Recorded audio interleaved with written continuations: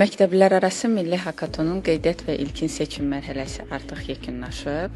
Bu mərhələdə 300 mindən çox şagird qeydiyyatdan keçib.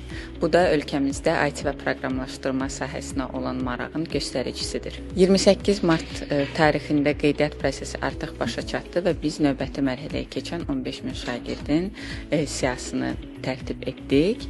İştirakçıların seçim meyarları çox sadə idi. Qeydiyyatını tamamladıqdan sonra tapşırıqları işləyən ən yaxşı top 5% 8-11-ci sinif şagirdləri, yəni 15 min şagird növbəti mərhələyə vəsiqə qazandı.